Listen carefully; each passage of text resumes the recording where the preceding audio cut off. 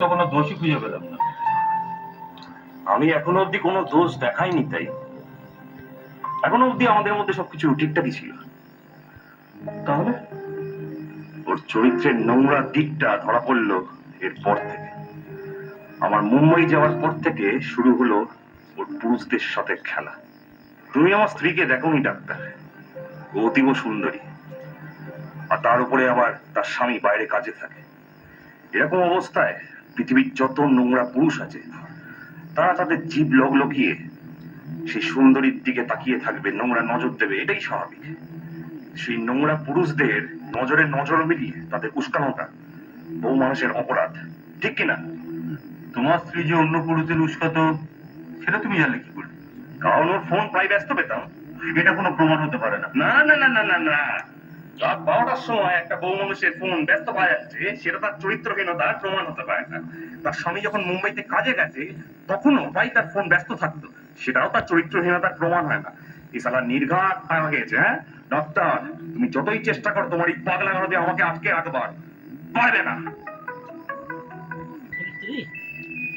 তোমার স্ত্রী call back করেছে। ওই তো দেখলে দেখলে মিলে গেলাম না?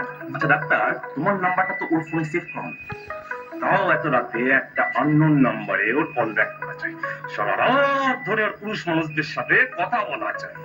এই নাম্বারটা ওর কাছে সেভ আছে, কারণ এটাই অফিসের নাম্বার। আমি এখন ফোনটা ধরছি, নাহলে ও আবার তোমাকে নিয়ে টেনশন করছে। টেনশন আমাকে নিয়ে? ওর ওর কি টেনশন? হ্যাঁ, ওর শুধু একটাই টেনশন আমাকে নিয়ে, আমি যাতে এই পাগলা গারদ থেকে পালিয়ে না যাই। আর যেদিন পালাবো সেদিন ওর সোহাগের ইমারতে আগুন ধরিয়ে দেবো।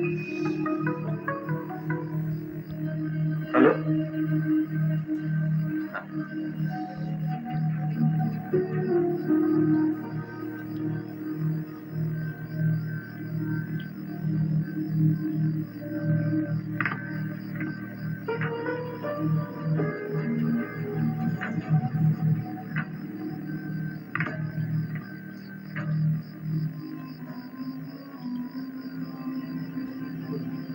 রাজু, তোমার মা হঠাৎ অসুস্থ হয়ে পড়েছিলেন, তাই তোমার স্ত্রী ডাক্তারকে ফোন করেছিলেন। এখন ওষুধ দিয়েছে, মানে উনি এখন সুস্থই আছেন। তুমি অযথা তোমার স্ত্রীকে সন্দেহ করছিলে। এবার বুঝতে পারলে তো ওর ফোনটা কোথায় ব্যস্ত ছিল? কি হলো? তুই আমার স্ত্রীর ফোনটা আমার থেকে দূরে সরে গিয়ে ধরলে কেন? তোমার তো উচিত ছিল আমার সামনে ফোনটাকে লাউড স্পিকারে রেখে কথা বলা।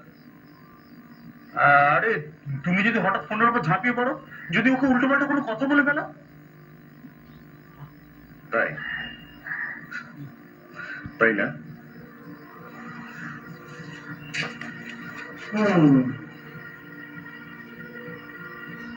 কি ভেবেছো ডাক্তার? হ্যাঁ, আমি কিছু বুঝি না?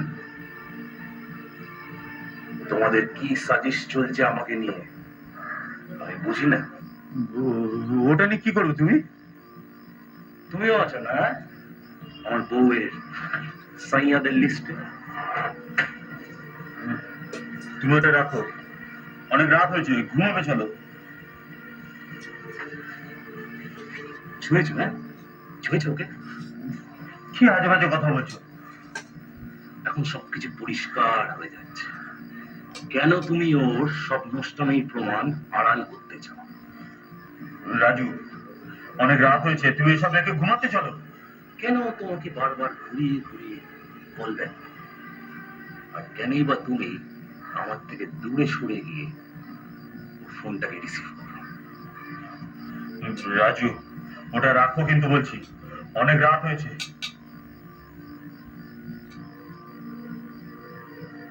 কাল সকালে আমরা এটা নিয়ে কথা বলি। কাল সকালে আমাদের আর দেখা হবে না ডাক্তার। কেন? কারণ আমি ঠিক করেছি আমার বউয়ের সবকটা সাইয়াকে এক এক করে খুন করব।